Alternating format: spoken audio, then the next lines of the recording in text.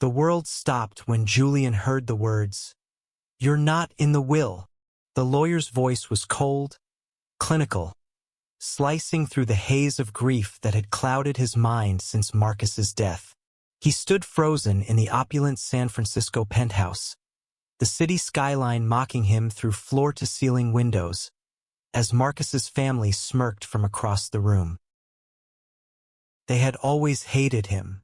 To them, Julian Torres, a 28-year-old artist with calloused hands and a wardrobe of thrift store finds, was nothing but a leech who'd seduced their golden boy, Marcus Langston, for his wealth. The accusations had stung from the start, but Julian had endured them for Marcus, the man who'd taught him what love could be. Now, with Marcus gone, the Langston family's victory was palpable. Their whispers of gold digger, finally vindicated by a will that left Julian with nothing. But Julian knew something they didn't. Marcus had always been one step ahead, his brilliant mind weaving plans no one could predict. As the lawyer droned on about asset distribution, Julian's thoughts drifted to the night before Marcus's heart gave out. A night of quiet promises and a cryptic smile. "Trust me," Marcus had whispered, his green eyes sparkling with mischief. "I've got one last surprise for you." Julian met Marcus 3 years earlier at a gallery opening in Oakland. The event was a chaotic blend of pretentious art critics and local dreamers, with Julian's vibrant murals stealing the spotlight.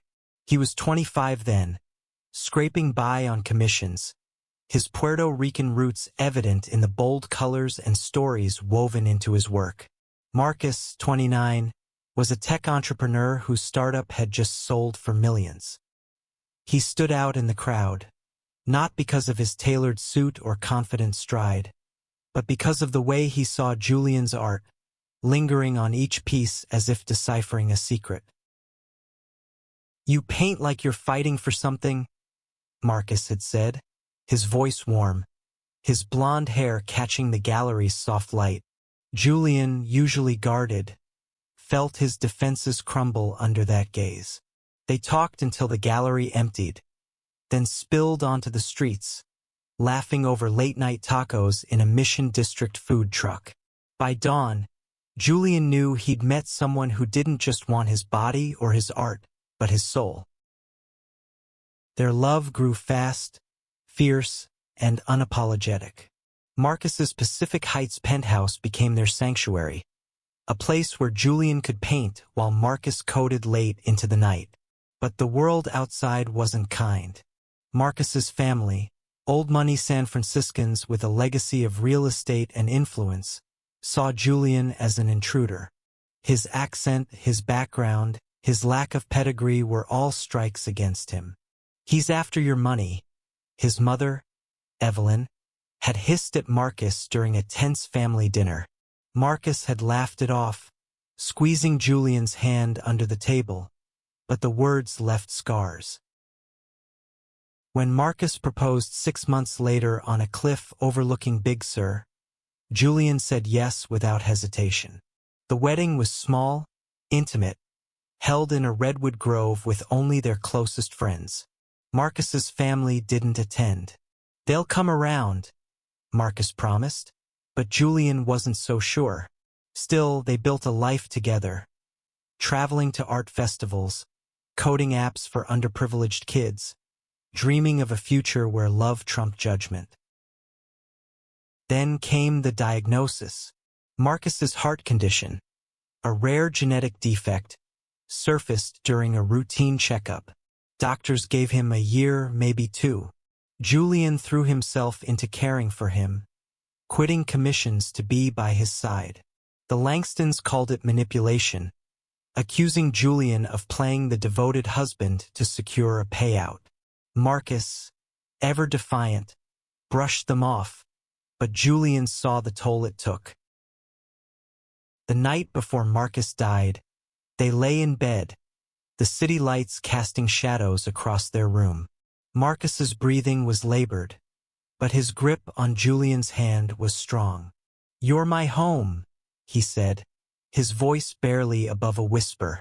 No matter what happens, you'll be okay. I've made sure of it. Julian pressed his forehead to Marcus's, tears falling.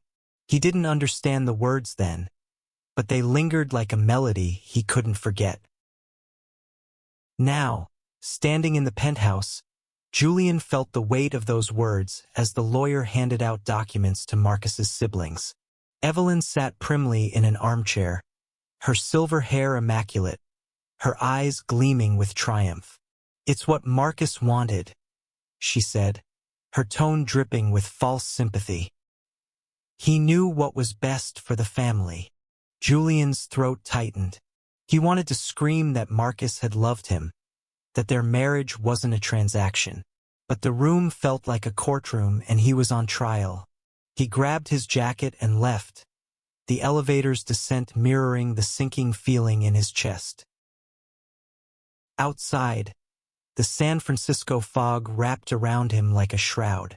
He wandered to their favorite spot, a bench in Crissy Field overlooking the Golden Gate Bridge. The waves lapped at the shore, and Julian let himself cry. Not for the money, he'd never cared about that, but for the life they'd lost, the future stolen. He pulled out his phone, scrolling through photos. Marcus laughing at a street fair, Marcus kissing him under a cherry blossom tree, Marcus's hand in his. Then he saw it, a notification from an unknown email, sent just hours after Marcus's death. The subject line read, "For you, always." Heart-pounding, Julian opened it. The message was simple: "Go to our spot in Sonoma. You'll know what to find." Julian's breath caught. Sonoma, the vineyard where they'd spent their first anniversary, a place of rolling hills and quiet moments. Marcus had always loved surprises, but this felt different, like a lifeline thrown across the void of grief. He didn't know what he'd find, but for the first time since the lawyer's words, Julian felt a spark of hope. He rented a car and drove north, the city fading into vineyards and open sky. The Langstons' accusations echoed in his mind, but so did Marcus's voice. "Trust me." By the time he reached the vineyard, the sun was setting, painting the hills gold. He parked near the oak tree where they'd shared a picnic, the memory so vivid it hurt. Under the tree, half buried in the soil, was a small metal box.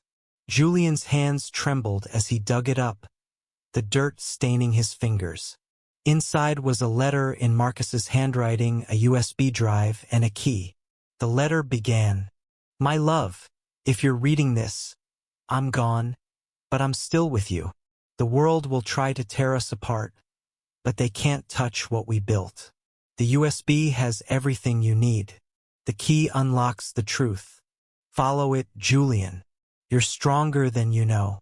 Tears blurred his vision as he clutched the letter. Marcus had known. He'd known his family would cut Julian out, known they'd try to erase him. But Marcus had planned for this, had left him something more than money, a final act of love that no one could take away. Julian drove back to the city, the USB burning a hole in his pocket. He didn't know what it contained, but he felt Marcus's presence guiding him. Whatever was on that drive, it was a piece of their story, a defiance of the world that had tried to break them. And Julian would fight to uncover it, no matter the cost. Julian's hands shook as he plugged the USB into his old laptop, the screen flickering to life in the dim light of his Mission District apartment. The city outside buzzed with late-night energy, but inside, it was just him, Marcus's letter, and the weight of a mystery. The USB opened to a single video file labeled, "For Julian." He clicked play, and Marcus's face filled the screen. His blonde hair was thinner, his face pale from the illness, but his green eyes burned with the same intensity Julian had fallen for. "Hey, love," Marcus said, his voice steady despite the rasp. "If you're watching this, things didn't go as we hoped, but I need you to know you were my everything. Not the money, Not the name, you. Julian's chest tightened. Marcus went on to explain. He'd known his family would fight to control his estate. He'd seen their resentment grow, their accusations of Julian's gold digging becoming a weapon. They think they've won, Marcus said, a sly smile breaking through. But I've left you something they can't touch. The key, use it at the safe deposit box, First Coastal Bank, downtown. It's yours, Julian. It's us. The video ended, and Julian sat back, heart racing. A safe deposit box? Marcus had always been meticulous, but this felt like a secret he'd guarded even from Julian. The key sat heavy in his palm, its ridges catching the light. He didn't sleep that night, replaying Marcus's words, torn between grief and a flicker of defiance. The next morning, Julian stood outside First Coastal Bank, the San Francisco skyline looming behind him. The key felt like a lifeline, but doubt gnawed at him. What if this was another dead end? What if Marcus's family had already found it? He pushed through the glass doors, the cool air of the bank a stark contrast to the heat outside. The clerk, a middle-aged woman with kind eyes, led him to the vault. Julian's pulse thrummed as he inserted the key into box 472. The lock clicked and he pulled out a slim metal container. Inside was a leather-bound notebook, a stack of documents, and a small velvet pouch. His fingers brushed the notebook first, its pages filled with Marcus's handwriting. Notes, sketches, and love letters written over years. One entry, dated a month before his death, read, "Julian, you're my legacy. They'll never understand, but you don't need them to." The documents were legal papers, but not what Julian expected. They weren't about money or property. They detailed a nonprofit Marcus had secretly founded, Art for All, dedicated to funding art programs for underserved communities. Julian's murals had inspired it, Marcus had written. The nonprofit was fully funded, with Julian named as its director. The velvet pouch held a simple gold band, engraved with their initials. M&J. Julian slipped it onto his finger, tears falling. It wasn't just a ring. It was Marcus's promise, a piece of him that no will could erase. As Julian left the bank, clutching the box, a shadow fell across his path. Evelyn Langston stood there, her face a mask of cold fury. "Whatever you think you've found, it won't change anything," she said. "You'll never be one of us." Julian met her gaze, the ring heavy on his finger. "I never wanted to be," he said, his voice steady for the first time in days. "Marcus chose me. That's enough." Evelyn's lips tightened, but she turned and walked away. Julian knew this wasn't the end. She'd fight to keep him down, to protect the Langston legacy. But Marcus had given him armor, a purpose that went beyond their hatred. Back at his apartment, Julian pored over the notebook. It wasn't just a sentimental keepsake. It was a blueprint. Marcus had outlined plans for Art for All, from community workshops to scholarships for young artists. He'd even secured a building in Oakland, a rundown warehouse perfect for a studio space. Julian's heart swelled. This was their dream, the one they'd whispered about during late-night talks. But the reality hit hard. Starting a nonprofit was daunting, especially with no resources of his own.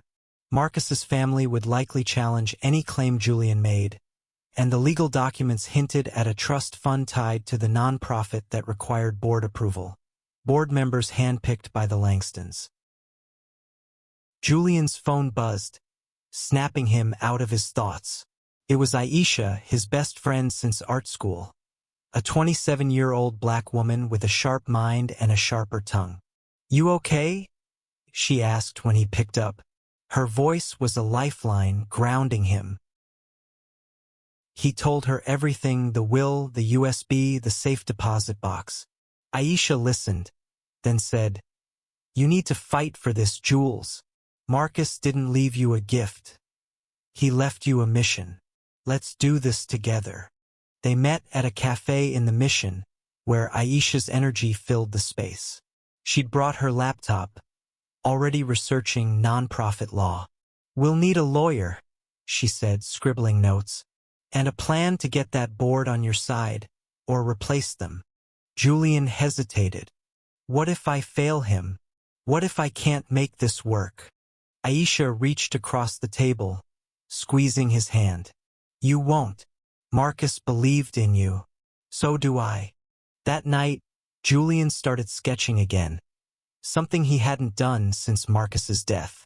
The lines came alive, murals of hope, of struggle, of love that refused to be silenced. Each stroke felt like a conversation with Marcus, a way to keep him close. But trouble was brewing. The next morning, Julian received a letter from the Langston family's attorney, demanding he return any unauthorized assets accessed from the safe deposit box. They claimed Marcus had been coerced into creating the nonprofit, that Julian had manipulated him in his final days. The accusation cut deep, reigniting every doubt Julian had ever had. He called Aisha, his voice shaking. "They're coming for it. They'll take everything Marcus left me." "Then we fight," Aisha said, her tone fierce. "We'll prove this was Marcus's dream, not theirs. We'll make it real." Julian nodded, though she couldn't see him.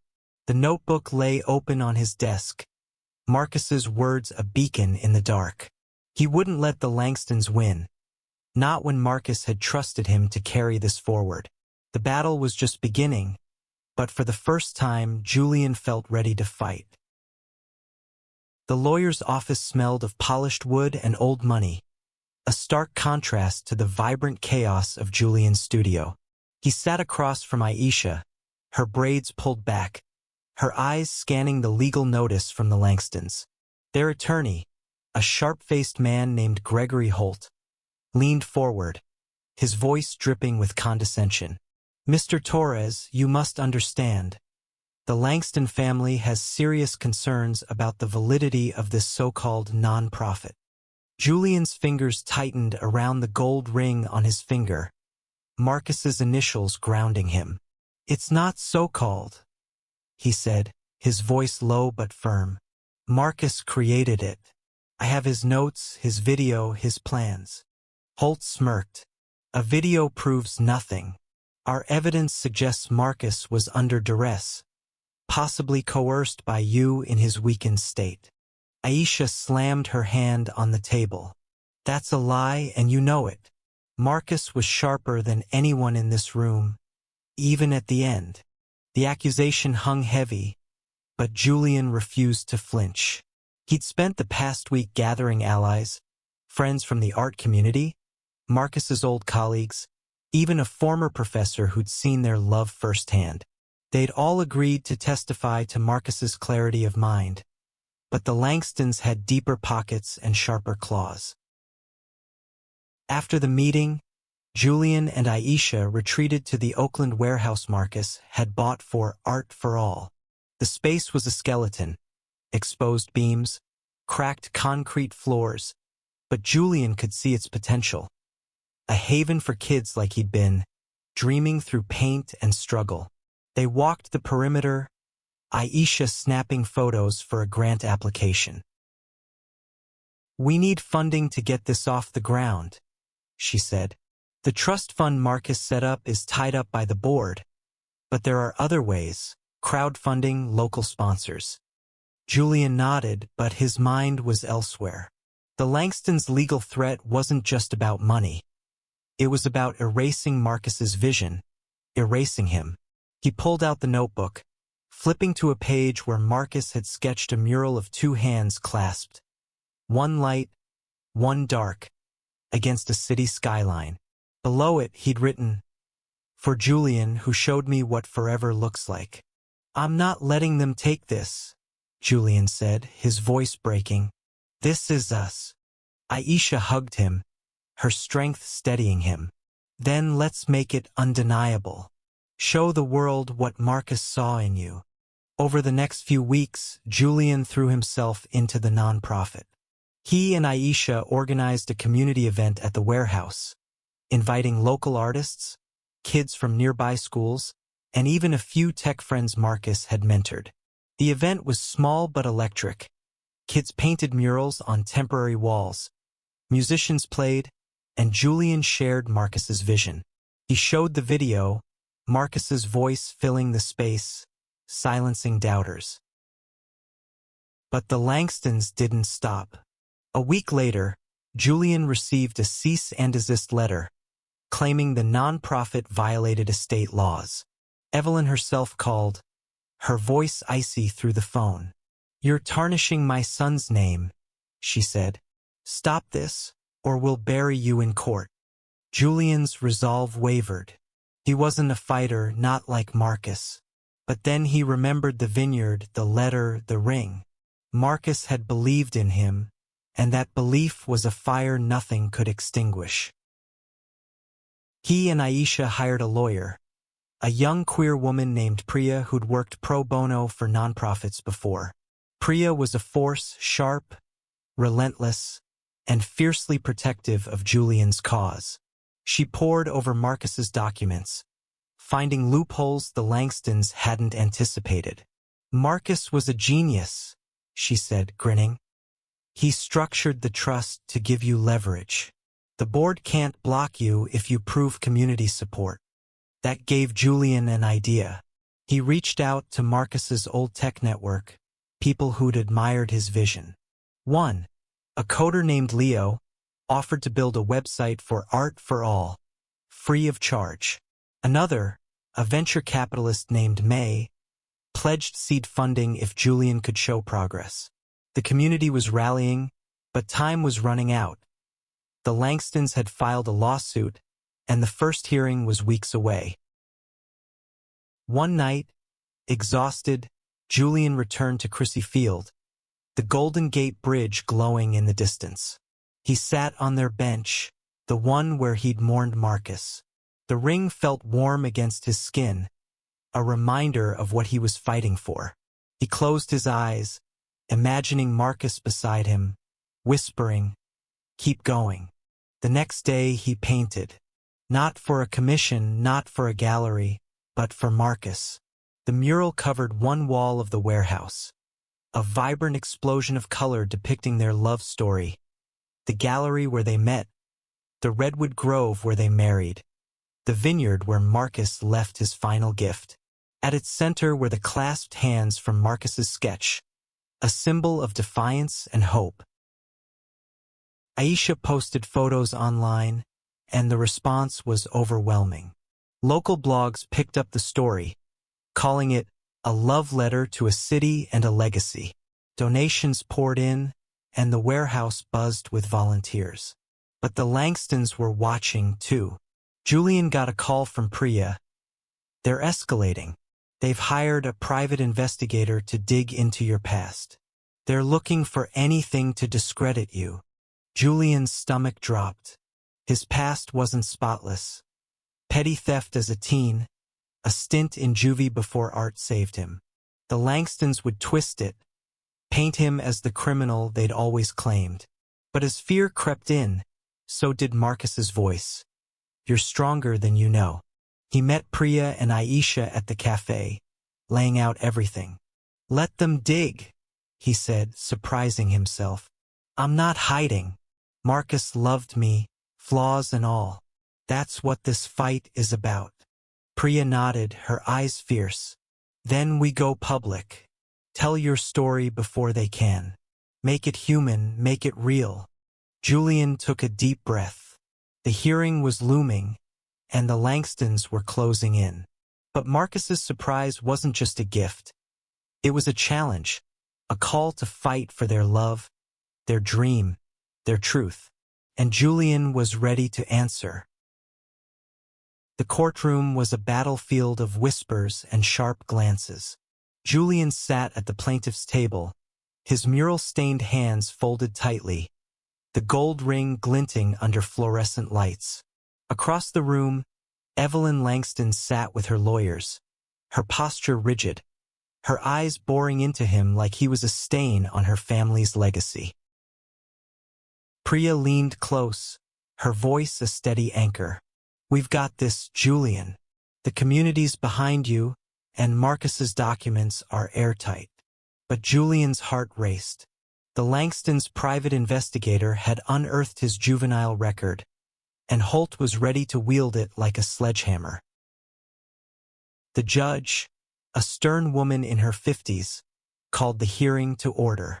Holt stood first, his voice slick as he painted Julian as an opportunist who'd preyed on a dying man. "Mr. Torres has a history of deceit," he said, holding up a file. "A criminal past, a pattern of exploiting others. This nonprofit is a sham, created under coercion." Julian's face burned, but Priya was ready.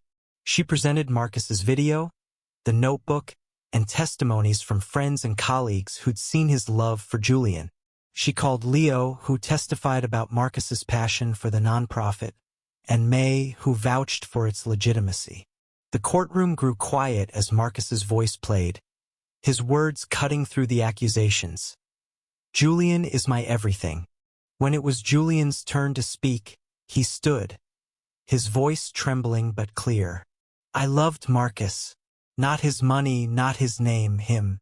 He wanted art for all to be our legacy, to give kids like me a chance. I'm not perfect, but I'm fighting for what he believed in." The judge's expression softened, but Evelyn's didn't. She leaned toward Holt, whispering fiercely. Julian knew they weren't done, not by a long shot. After the hearing, the community rallied harder. The warehouse event had sparked a movement, with local artists donating works for a fundraiser and kids painting messages of support on the walls. Aisha turned the website into a storytelling platform, sharing Julian's journey and Marcus's vision. Donations climbed, enough to hire a small staff and start renovations. But the Langstons struck back.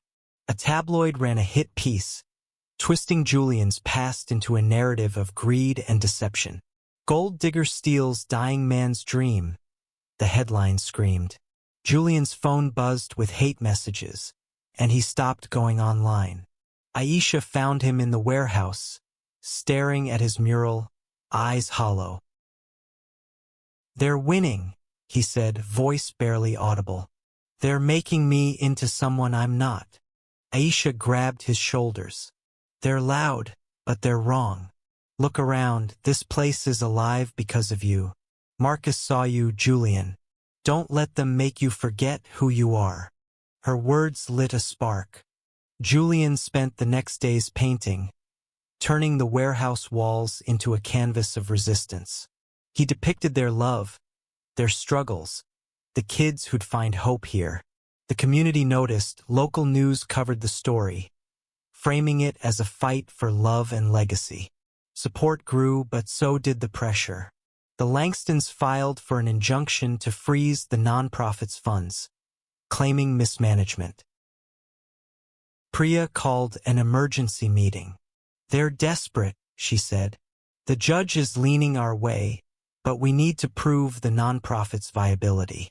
Show them it's real, not just a dream." Julian had an idea. He proposed an open house at the warehouse, inviting the community, the press, even the judge. "Let them see what Marcus wanted," he said. "Let them see us." The open house was a whirlwind. Kids painted alongside artists, musicians played, and volunteers served food from local trucks. Julian gave a speech, his voice steady as he shared Marcus's vision and their love. He held up the ring, its engraving catching the light.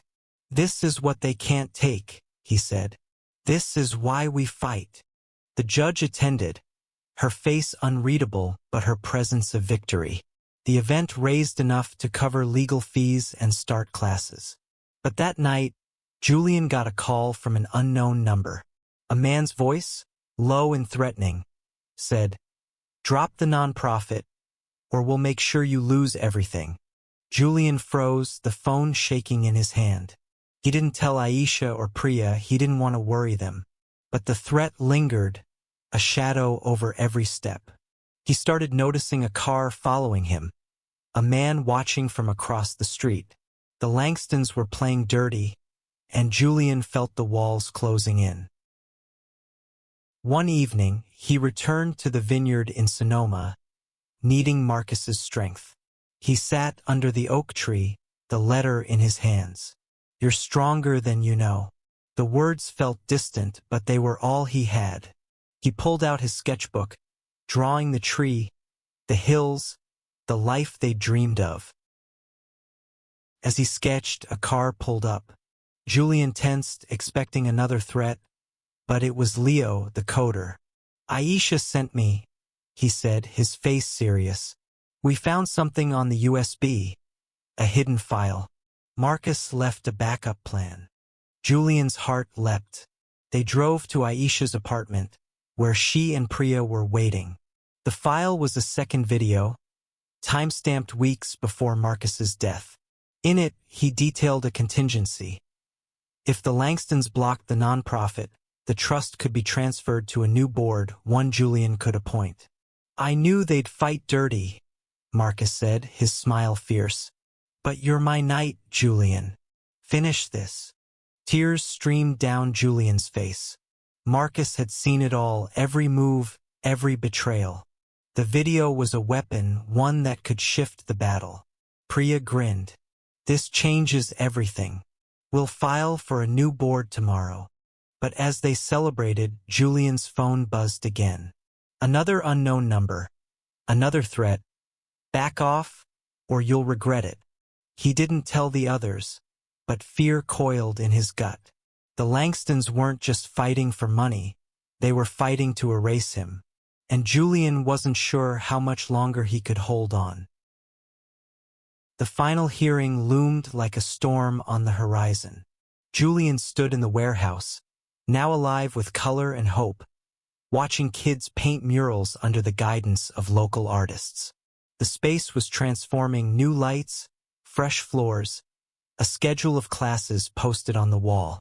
But the threats hadn't stopped. The car still followed him. The calls came at odd hours, and Julian's nerves were fraying. He hadn't told Aisha or Priya, afraid to burden them when they were so close to victory. Priya's plan was bold. Use Marcus's second video to petition for a new board, one that would honor his vision. The evidence was overwhelming: testimonies, community support, the warehouse itself. But the Langstons had one last card to play. Holt had hinted at new evidence that could destroy Julian's credibility. Julian didn't know what it was, but the fear was a weight he couldn't shake. The night before the hearing, Julian couldn't sleep. He sat in his apartment, Marcus's notebook open, tracing the words, "You're my legacy." He thought of their first kiss, their wedding, the quiet moments that had defined them. He thought of the kids who'd find refuge in the warehouse, the art that would outlive them both. And he made a choice. No more hiding. He called Aisha and Priya, confessing the threats. Aisha's voice was fierce. "Why didn't you tell us? We're in this together." Priya was already on the phone with a contact at the police, reporting the harassment. "This is intimidation," she said. "It's illegal and it's desperate. They're scared, Julian." The courtroom was packed. Artists, kids, reporters, even the judge from the open house. Julian wore the gold ring, its weight a reminder of Marcus's faith. Priya presented the second video, Marcus's voice filling the room with quiet strength. "My family may try to stop this," he said, "but Julian is my choice, my partner, my heart. Let him carry this forward." Holt stood. His new evidence, a forged document claiming Julian had pressured Marcus into signing over assets. But Priya was ready. She tracked the document's origin to a shady firm hired by the Langstons. The judge's eyes narrowed as Priya exposed the forgery, and Evelyn's composure cracked, her hands trembling. When Julian took the stand, he didn't hold back. He told their story, the love, the pain, the dream. He spoke of his past, owning every mistake, and of Marcus, who'd seen past it. "They call me a gold digger," he said, his voice steady. "But all I ever wanted was him. This nonprofit isn't about money. It's about hope, for kids who need it, for a world Marcus believed in." The courtroom was silent. Even Holt seemed deflated. The judge adjourned for deliberation, but Julian felt a shift. He looked at Evelyn, expecting hatred, but saw something else. Grief, maybe regret. 2 weeks later, the ruling came. The nonprofit was upheld. The trust transferred to a new board with Julian as director. The Langstons' claims were dismissed, their forgery exposed. The warehouse erupted in cheers when Julian shared the news. Kids hugging him, Aisha crying, Priya grinning. But the real surprise came later.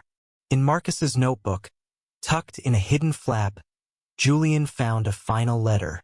It read, "My love, if you're reading this, you've won. Not just the fight, but the life we dreamed of.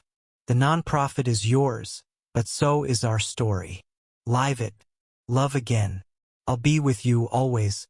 Julian stood in the warehouse, the letter in his hands, kids painting around him.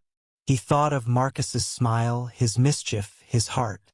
The Langstons had tried to erase him, but Marcus had made sure their love would endure. Not in money, but in purpose, in art, in lives changed. He slipped the ring off, kissing it before placing it in the velvet pouch. It wasn't goodbye. It was a promise to carry Marcus forward. The warehouse doors opened, and sunlight flooded in, illuminating the murals, the kids, the future. Julian smiled, tears falling, and whispered, "We did it, love."